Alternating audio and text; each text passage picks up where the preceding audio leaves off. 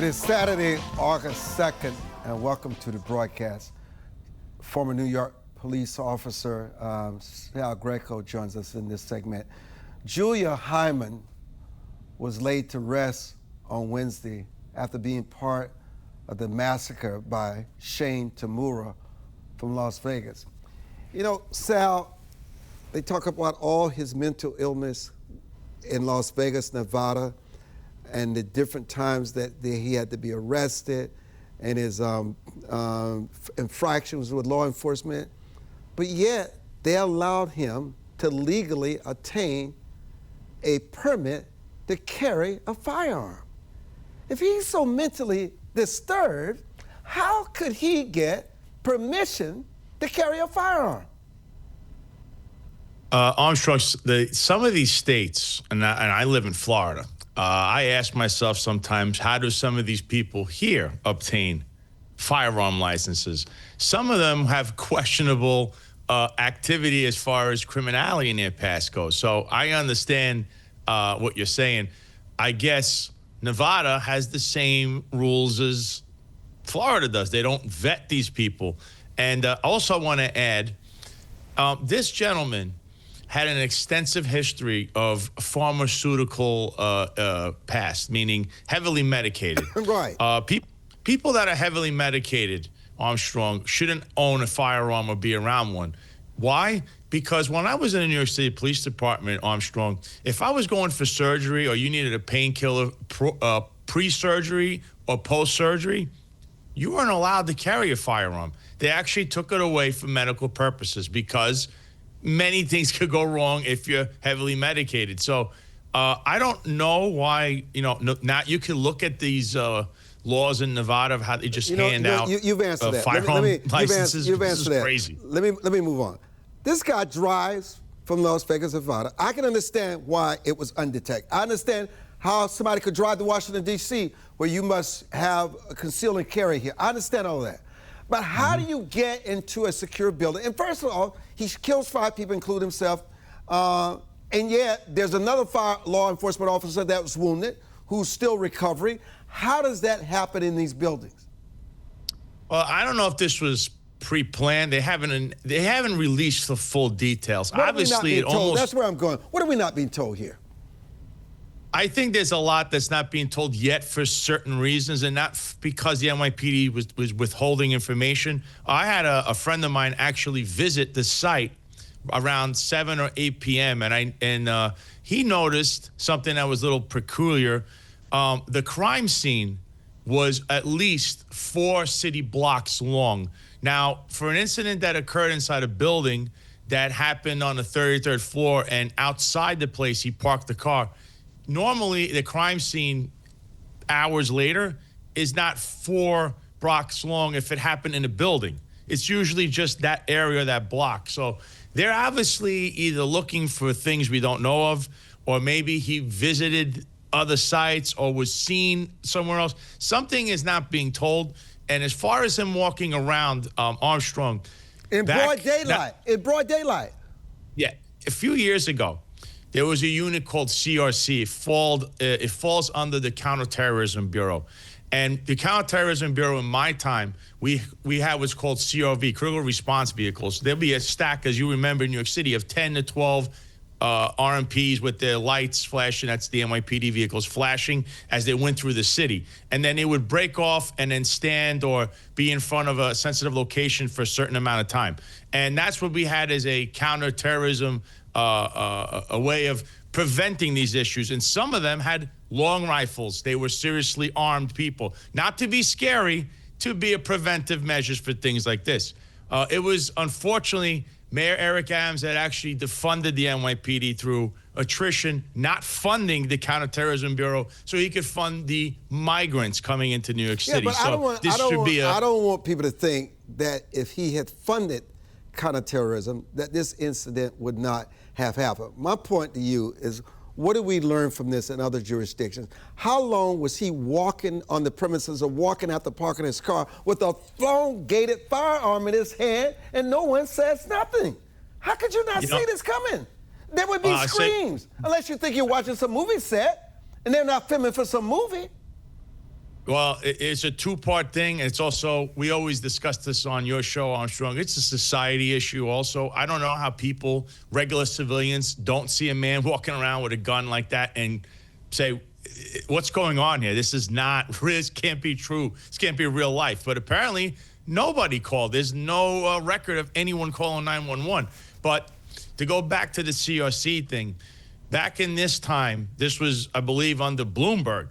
So under Bloomberg and in some parts of Bill de Blasio, and then obviously it wasn't there anymore, there would be more officers being visible.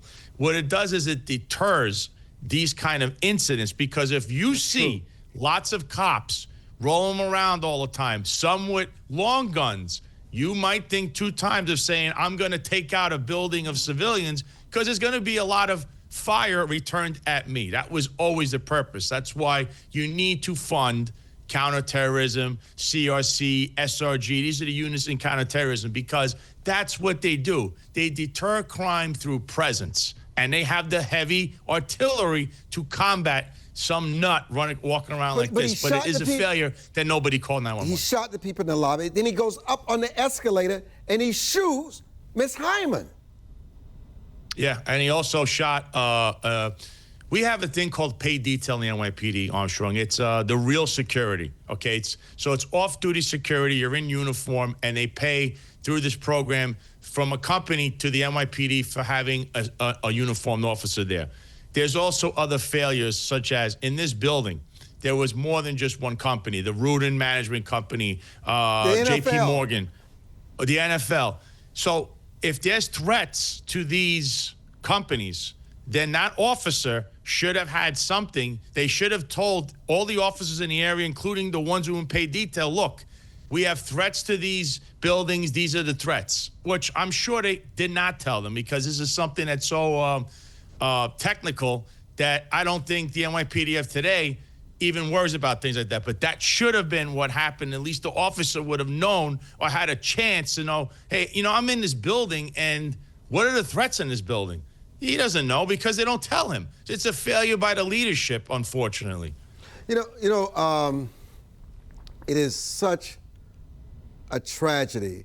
Officer Islam died along with others. Is there anything, what I'm trying to get to, Sal, that ordinary people can do in the future? Because you know what?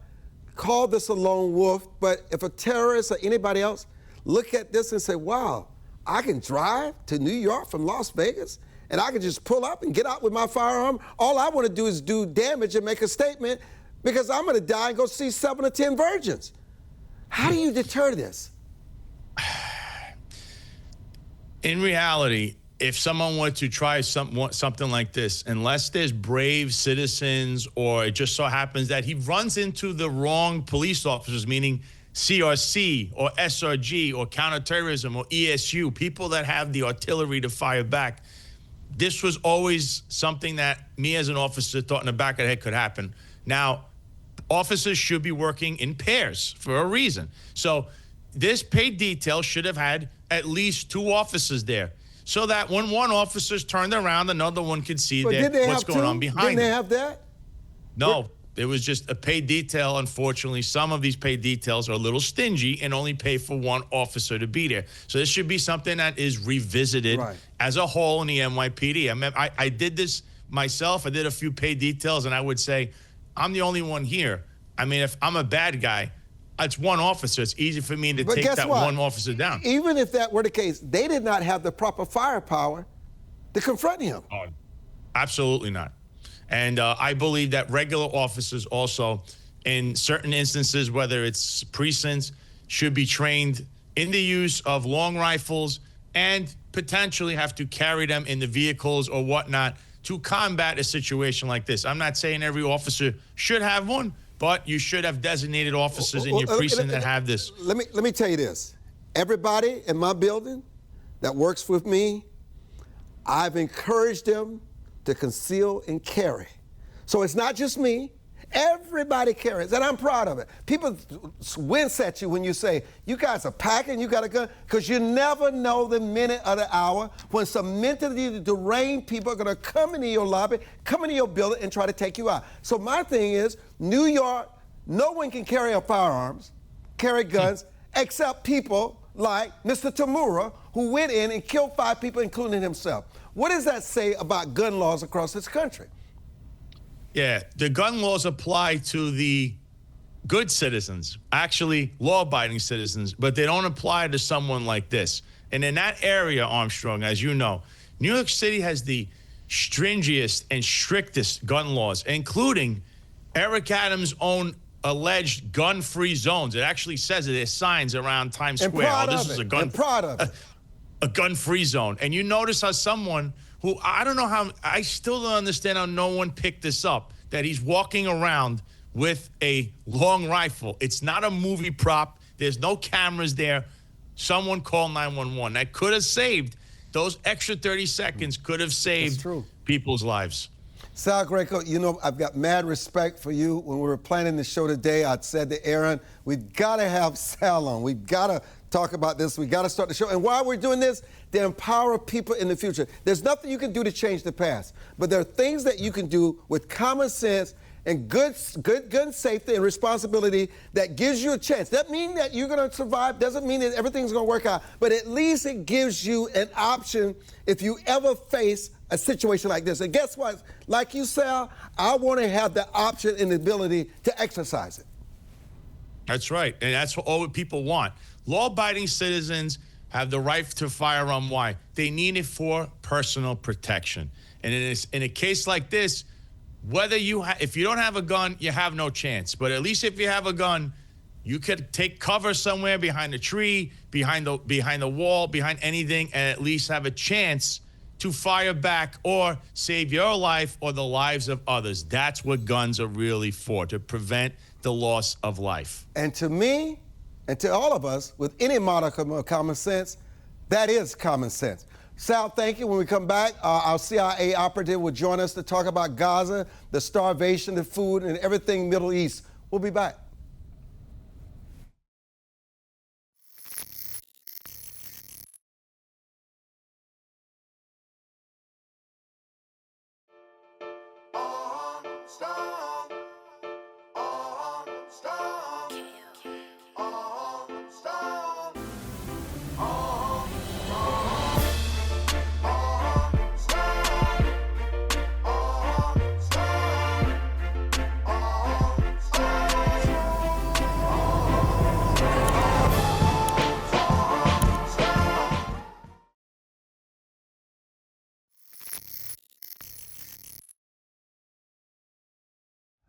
I cannot emphasize this enough when it comes to concealed carry. You never need a gun until you desperately need it. And if you don't have one, given the time and circumstances, you're dead. Mr. Operative, welcome to the broadcast. Thank you for joining us. Thank you, Armstrong. Good to be here. You know, we're trying to get an understanding. It was so wretched, if you ask me. It did such a disservice to journalism. The New York Times running that piece, that photo on the front pages of this paper saying this is the image of a child that's starving in Gaza. And this kid had other kind of illnesses, which further came out, which was never disclosed by the New York Times. And people believing that children are starving. What we're hearing, that inside the perimeter, only the United Nations can distribute food. The food is there. The problem is that Hamas and others inside the perimeter don't have the capability, don't have the manpower, and nor have the common sense to how to distribute that food to hundreds of thousands of people. It's not the fact that you cannot get food inside. It's what happens once the food is inside, distributing it to the people that desperately needs it. That's exactly it, Armstrong, in a nutshell. The piece that was put on in an internationally recognized newspaper was pure propaganda and false, designed to incite people, not inform people. That child, as horrible as this is, that child is suffering from probably a variety of health ailments and has been for a long, long time. And that's a horrid, sad thing. but it has nothing to do with how the food is distributed. It's all sitting in the baking sun inside of Gaza. It's already crossed the border from Israel. It's in control of the Palestinian Authority, or Hamas. It hasn't been moved into Gaza. And only the UN can move that and distribute that food. It's as simple as that. You distill it down to the bare facts. Those are facts. Speaking of facts, okay, Sturman, the Prime Minister of the UK, Macron of France are saying, unless Israel capitulates to certain things, we're going to recognize Palestinians as a state. Trump also saying to Netanyahu, not contradicting him when he says that people are starving inside Gaza. Well, let me just say this. They may be starving inside Gaza, but what we just illustrated, it's not because of Prime Minister Netanyahu in Israel, it's because of what goes on inside the perimeter of what we just discussed. How is it that even the President of the United States is getting his information, and how do we know what to believe in it longer? When you see what the New York Times, which is the grand old lady, how do you know what is factual? What about the intelligence community that supposedly gives the president and his team the best information? You've hit on the raw nerve issue, Armstrong. The president doesn't have a reliable intelligence apparatus operating under him and can give him ground truth and fact, unvarnished, that without emotion, without bias, just these are the facts on the ground.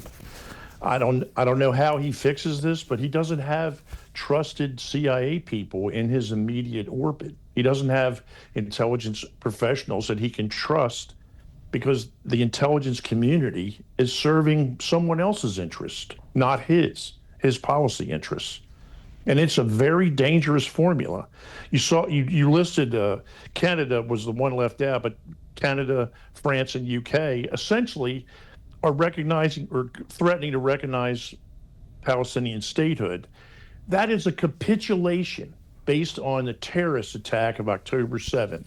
You can't reward people coming across the border and slaughtering over 1,000 people with statehood. That's not the answer. And in the exact opposite position is Egypt, Qatar, and Saudi Arabia, and they've joined 14 other nations in signing a declaration calling on Hamas to end its rule in Gaza and hand over its weapons to the Palestinian Authority. That is the right answer. You have to get rid of Hamas. Palestinian Authority is there. Mahmoud Abbas is like the invisible guy, Waldo. No one knows where he is. You never see him. He's not on the news. He's not giving statements. He's careful not to confront Hamas. Yet he's the elected leader of the Palestinian Authority. And the Western nations, Europeans, two primary European powers, and the Canadians are capitulating, and the Arab states have this right. And the president is getting inaccurate information, or at a minimum, incomplete information on what is exactly occurring on the ground.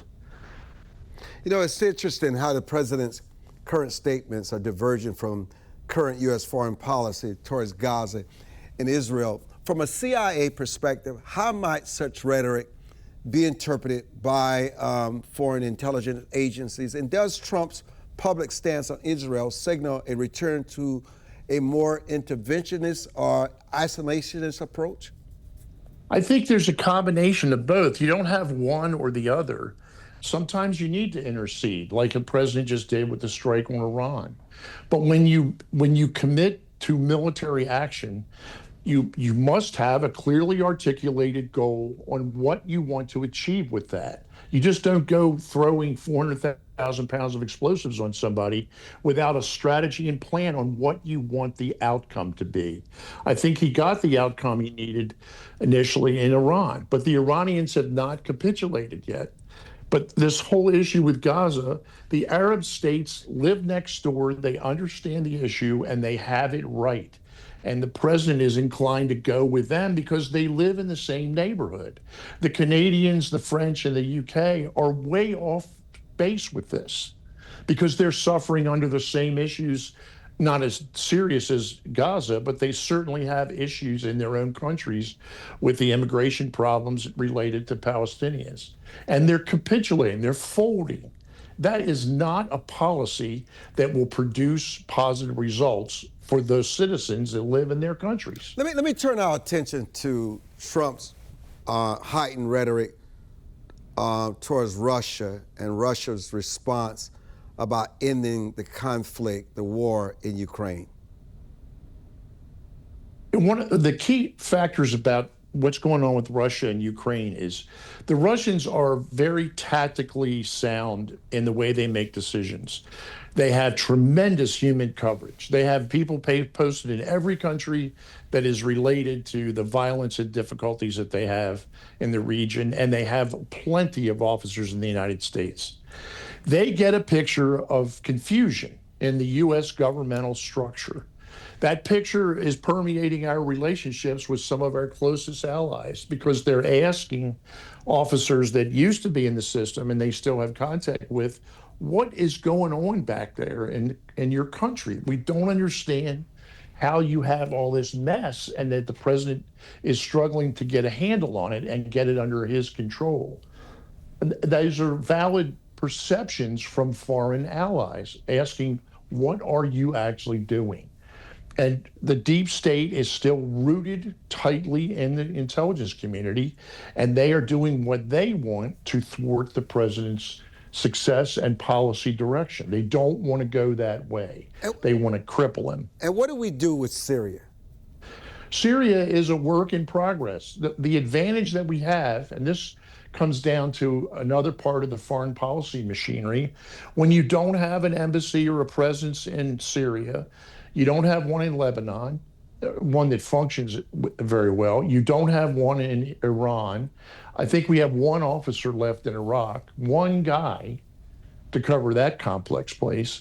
You don't get a very accurate picture of what is actually going on.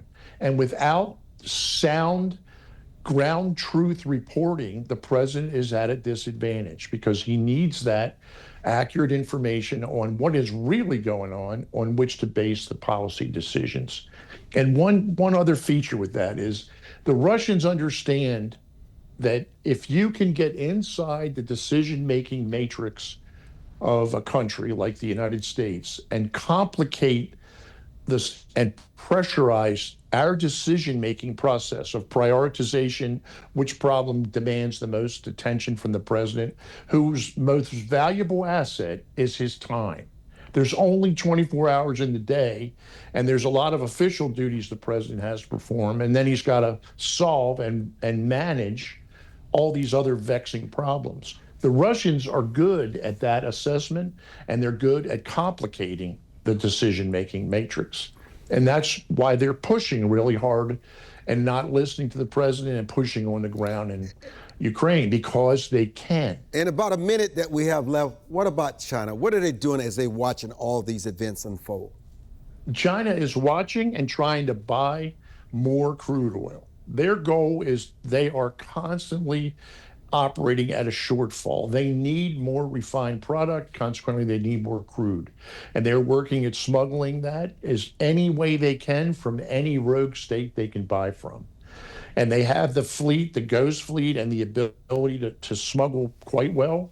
And they're trying to do that every single day, all day, acquire more crude. And we can counter that if you had an American company in the trading space, which at this time, we don't have one. We had one, but we don't anymore. The U.S. is essentially blind in the black energy market.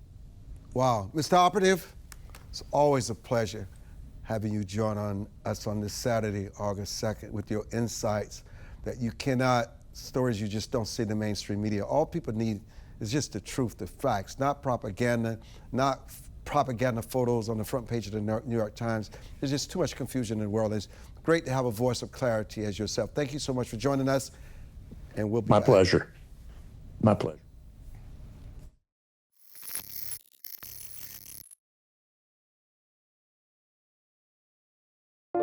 It is easier to build up strong children than to try and repair broken men. The streets are plagued with crime, violence, there's a lot of poverty, and it's all a result of lack of education that's happening in our schools. So it really is a crisis. We come from very different political perspectives, but we've come to the same conclusion, and that is there is a crisis in the classroom. Children are being deprived of quality of life because they're being deprived of a good education. We must solve this problem. It's incumbent upon all of us to join hands together to get this done. We can't afford to wait one more day before we address these issues, because every day we lose another child. Let's stop the politicking. Let's stop the games. Let's really do something to give these kids a real chance at life and being a part of that American dream. We need accountability for funding. Many of the districts where you're seeing very low test scores, students graduating with very low literacy and math comprehension rates, they are receiving a lot of funding. So where is the money going where our kids aren't being adequately educated? If you believe every child is deserving of a quality education, please go to educationjusticefoundation.com.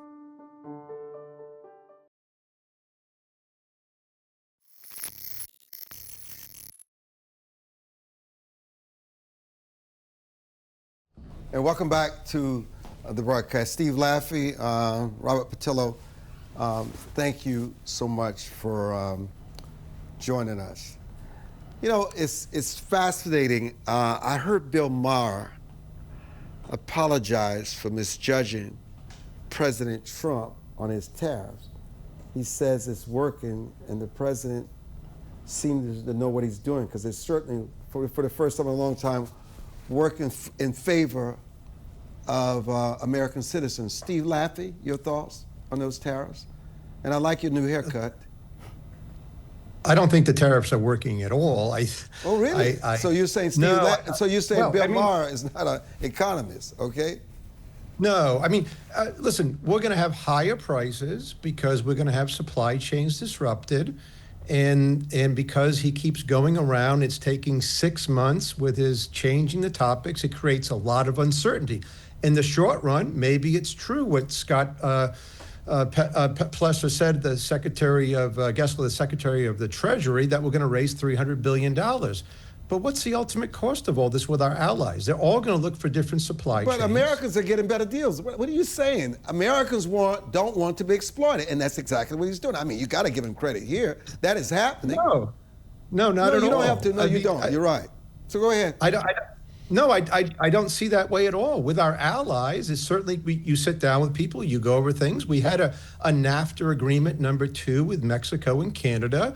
That's been upended, but the consumers, even today, are seeing prices starting to rise with the piece, as of 2 days ago, seeing the prices starting to rise. So they will continue to rise unless there's some Pollyanna situation where all the tariffs are eaten by either the person sending the Porsche or the company buying the Porsche, and none of it gets to the consumers.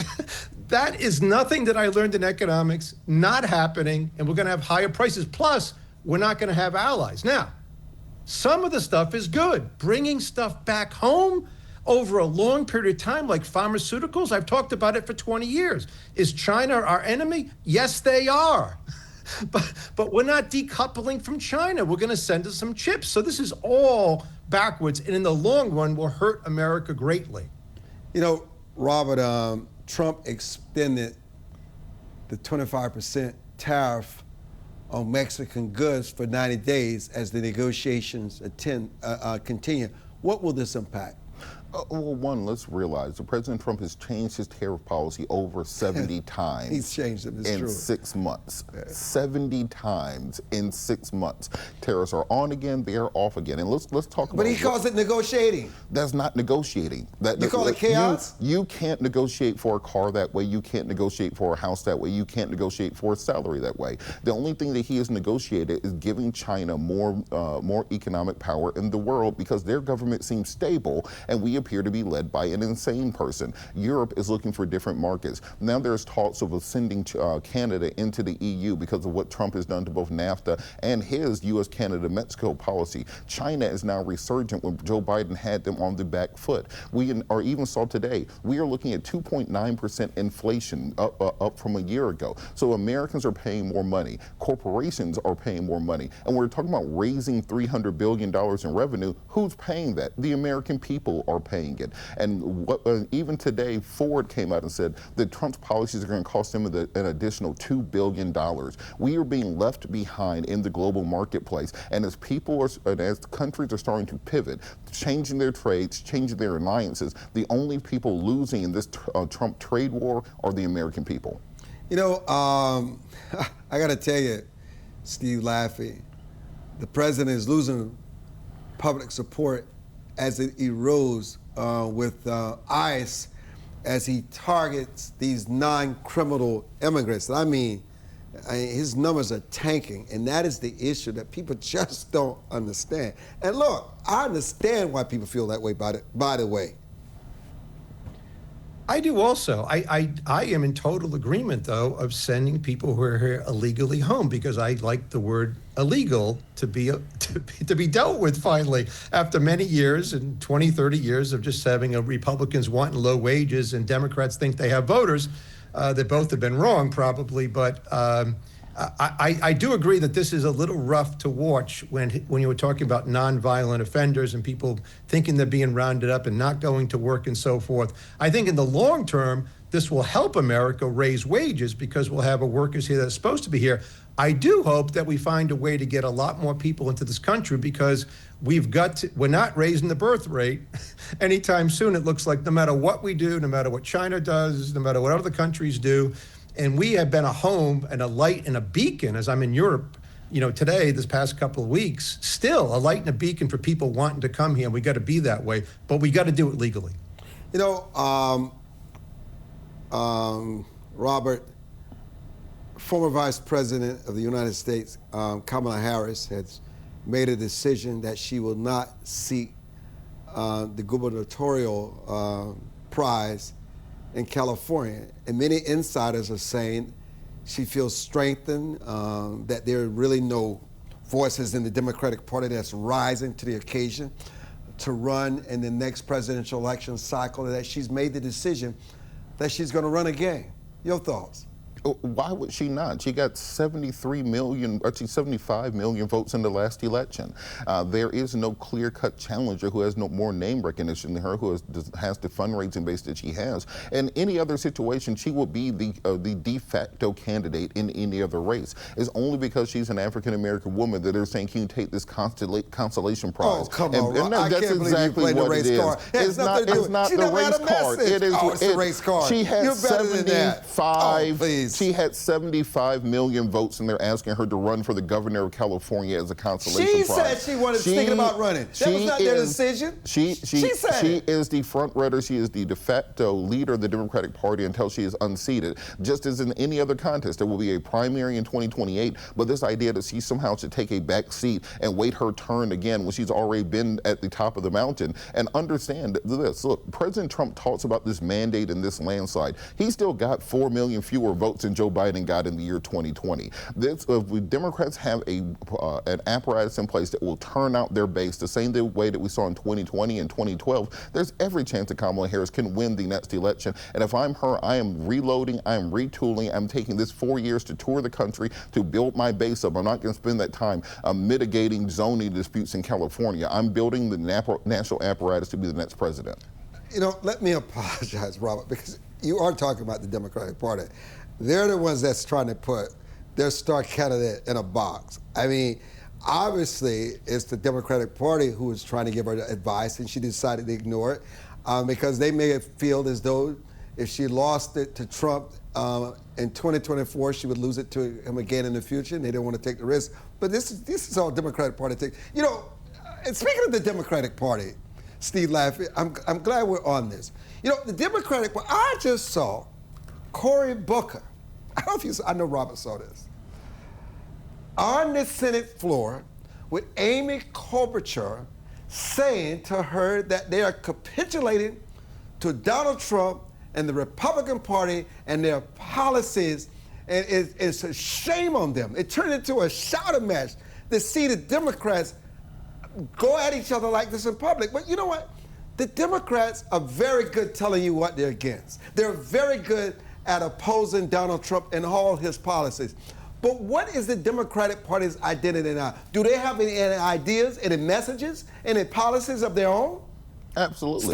Steve, not you, Robert. No. Steve. I mean, the policies have been terrible. The policies of letting just simple things, letting men swim with women in a state championship in Connecticut is crazy. Nobody wants it. Stuff like that, that seemingly isn't a national debt, right? It's really important to the average American. Now, I think Mrs. Harris could run again. Listen, Nixon ran again. There's a history of Reagan ran 3 times. So I have nothing against her running again. She should be the favorite. She has to change a great deal. She has to gain some knowledge of some subjects that she doesn't seemingly have. She's going to have to really just not laugh out loud about things that aren't really funny. There are a lot of things she could change. But yes, here's the problem with America. We go by name recognition now. That's why Trump's the president. That's why Joe Biden was president. Most people have no idea what we're talking about. Unfortunately, they just heard Biden for 47 years and they voted for him. But Trump, they heard for less years, but they heard more from him. He fired people on TV. They don't know what we're talking about. The national debt is so big that someone's going to inherit in 2028. I'll tell you one thing. I laid bets. The number one issue is the national debt finally, and nobody has a solution. Robert, let me pivot to Cincinnati and the Jazz Festival.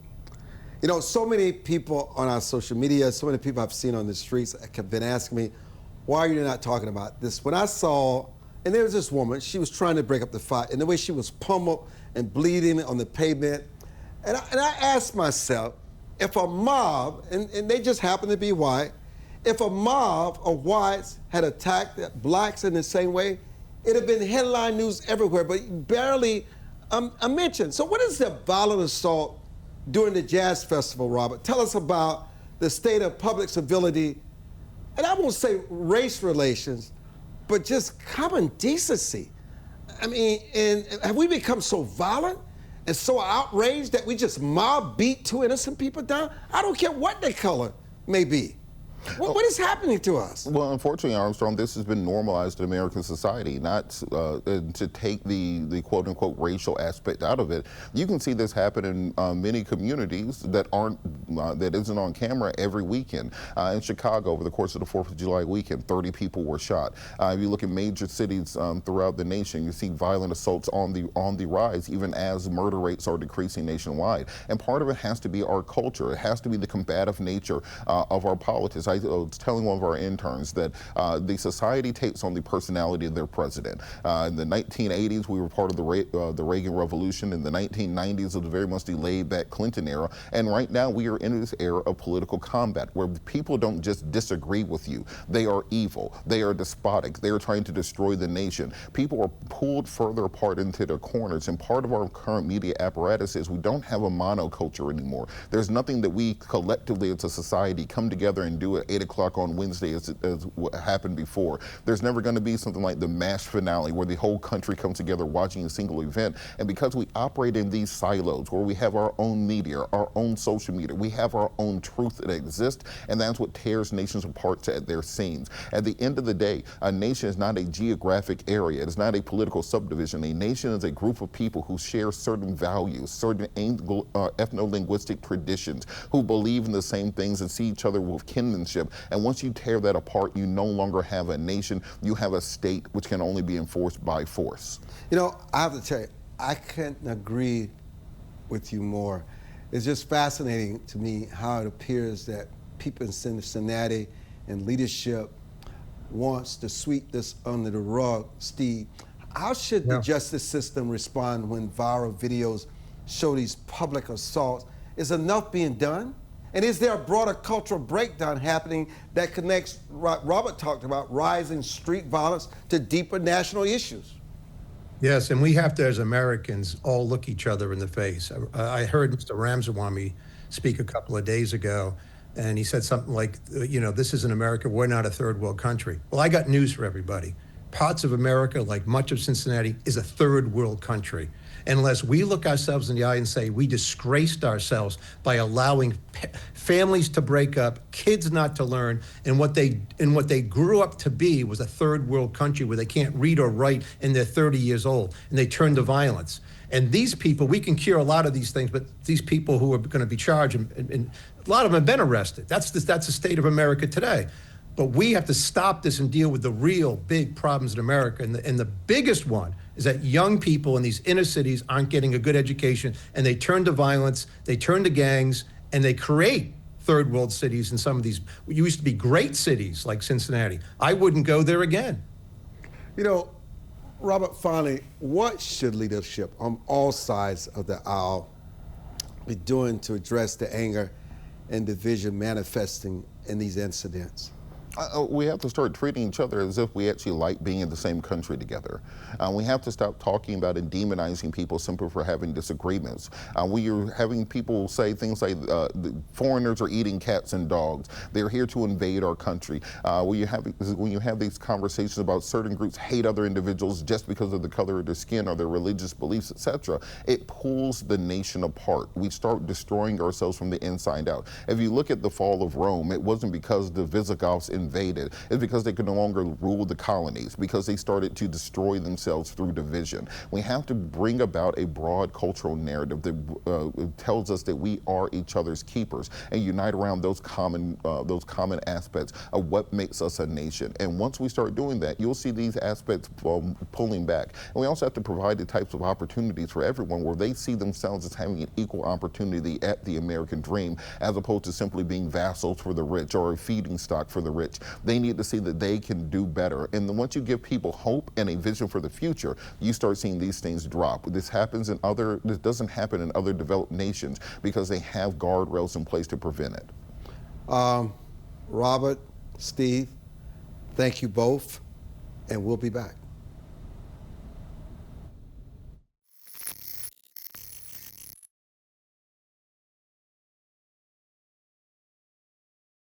As a home buyer, you need a lender who cares about your home ownership dreams. United Security Financial has been helping families secure their dream homes for 30 years. We're a national fair practice lender that provides affordable mortgages and low down payment programs to eligible home buyers. To learn how United Security Financial can help you secure your dream home, call 1-800-373-4186.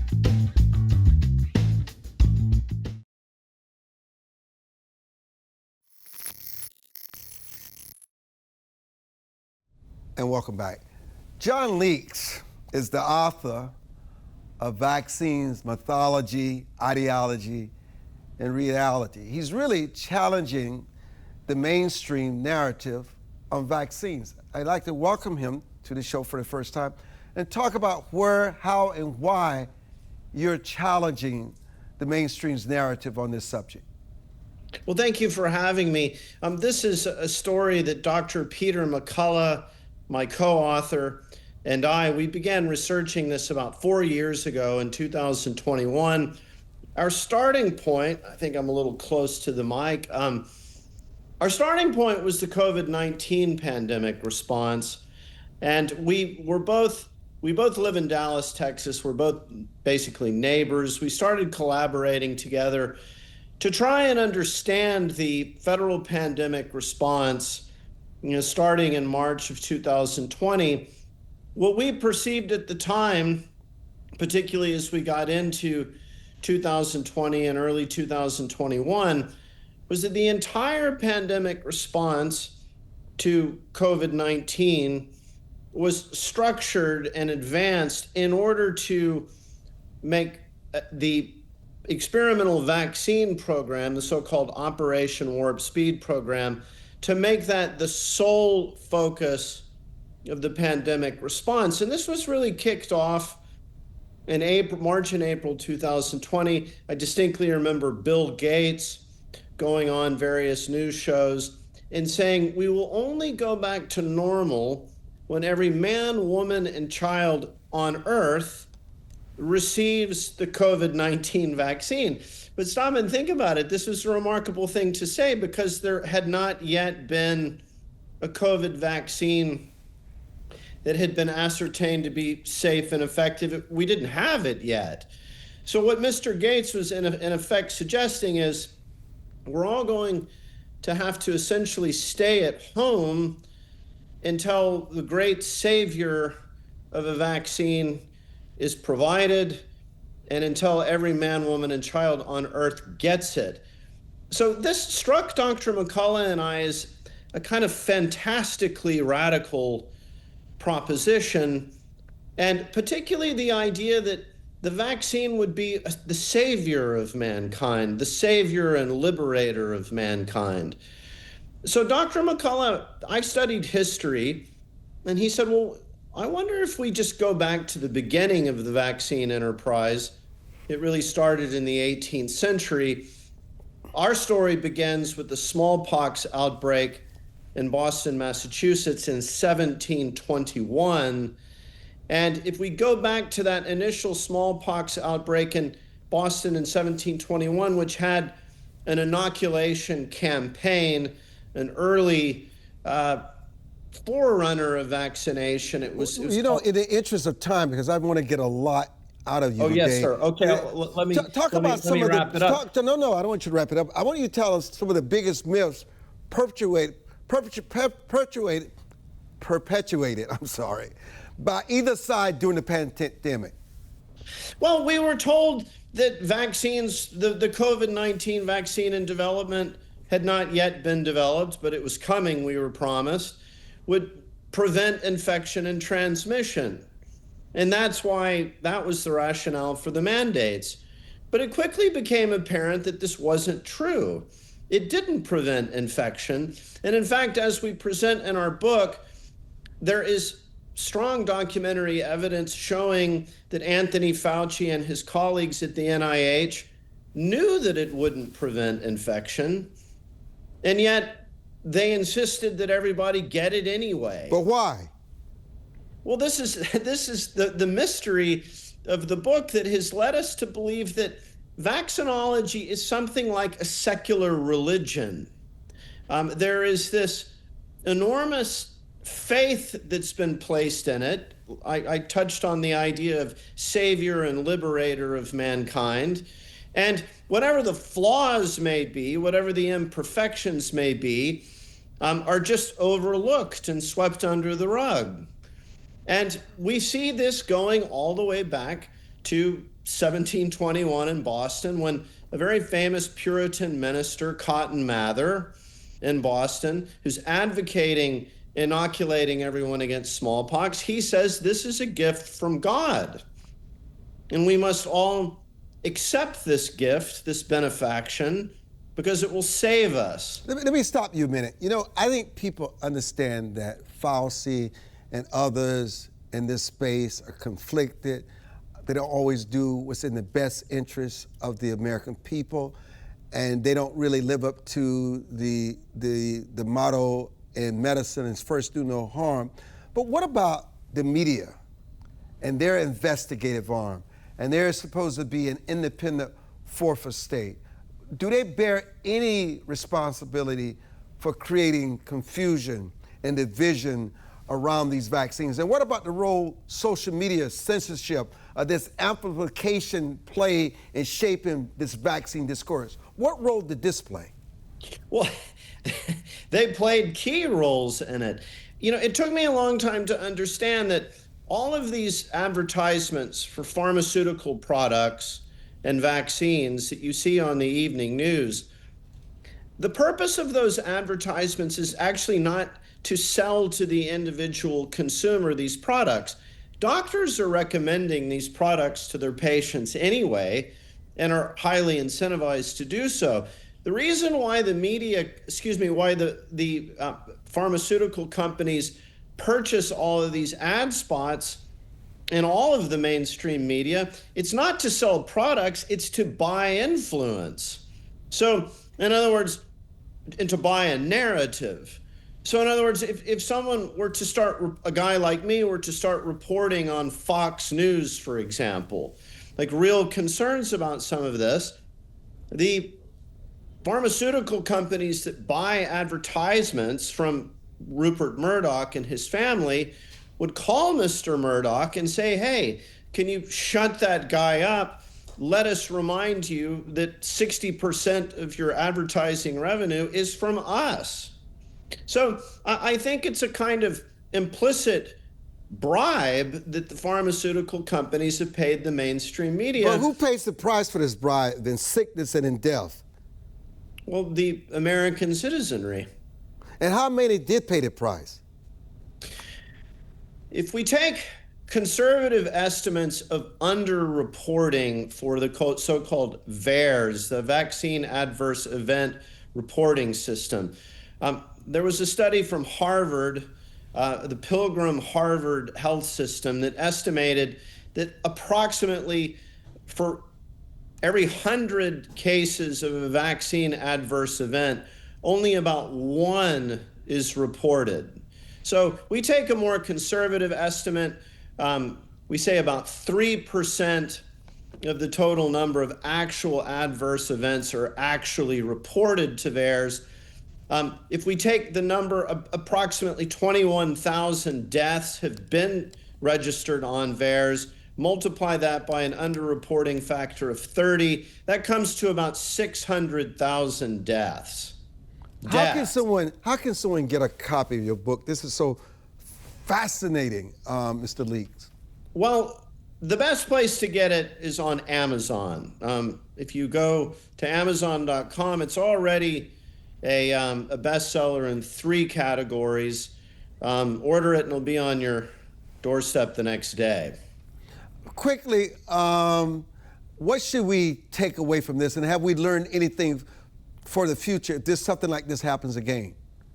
Well, what we should take away from this is that vaccines should actually be taken away from the realm of something like religious orthodoxy, a kind of this is it, no one can question it. We need to actually take it into the realm of science, which is about having a conversation, critical discussion, critical evaluation, people asking questions like the HHS Secretary Robert F. Kennedy. He's saying, let's examine this with the true scientific method. John, I'm going to make sure they go out and get your book. I want to thank all our guests, Sal Greco, John Keyes, Robert Patillo, Steele Laffey, and of course you for joining us today. I'm Armstrong Williams. Thank you, sir. Thank you.